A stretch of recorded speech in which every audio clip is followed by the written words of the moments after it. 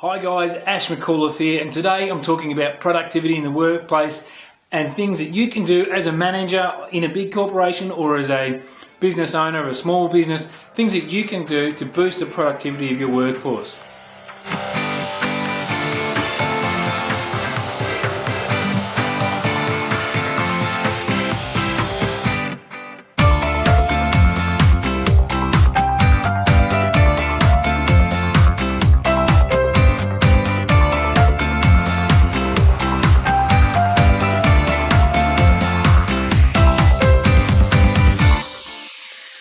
Okay guys, today we're talking about productivity and a few things that can have a negative impact and a couple of solutions that you can put together to boost the productivity of your team.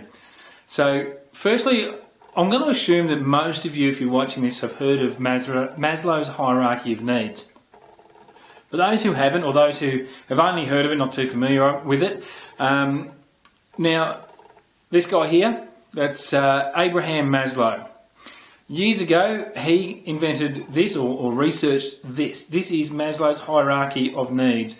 This describes human behaviour at different points in our lives, or different points of recognition, I guess. So down the bottom here, we have the primal needs, so security, warmth, food. All the way up the top here, we develop up to self-actualisation. That's where you're aware of yourself and your behaviour and your contribution to the world, and you're a little bit more productive. So this is, for me, this hierarchy has got 5 stages to it. The top 3 are where people are most productive. The bottom 2 levels are where people are fending for themselves. So they're not very productive in this area here. So with that being said, what happens to people in an ordinary day? So what some research has shown us is that on any given day, 10% of your workforce are going through some sort of personal problem that has taken them from up here and dropped them down here because it's put them under threat, whether it's something that's affecting them financially, whether they're back down, their security is threatened, it might be something family related, whatever, but research tells us that on any given day, 10% of our people are distracted by something going on off the field or in their personal lives, if you like. So what we want to do is understand what causes that and what we can do about it.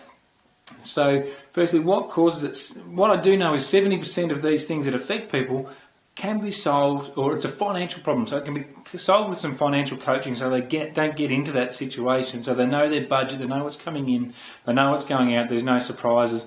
They don't find themselves in that situation where they're living paycheck to paycheck. So if you're living paycheck to paycheck, or your employees are living paycheck to paycheck, every 2 weeks they're down here, not up here where you need them to be productive. So a bit of financial coaching can solve them. Now, we have three elements to our financial coaching programs. They work best when they're all together, but you can take them individually depending on how it suits you and your business and your people.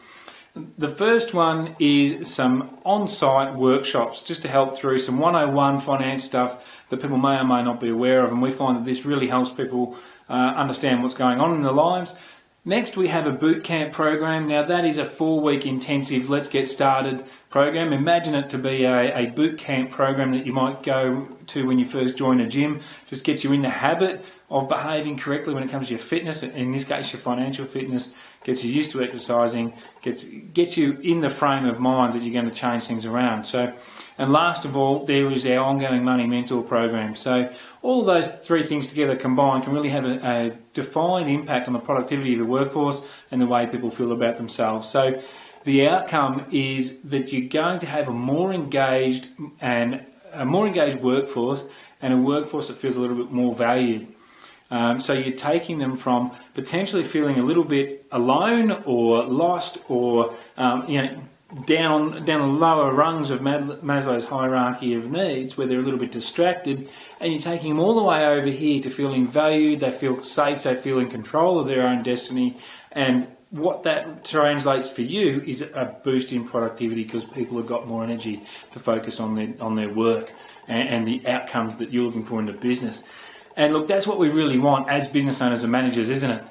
So from here, have a look at the research that I've put in the links below. If you like what I've got to say, hit the subscribe button. That would be really good. Other than that, feel free to get in touch if you think we can help you boost productivity in your business.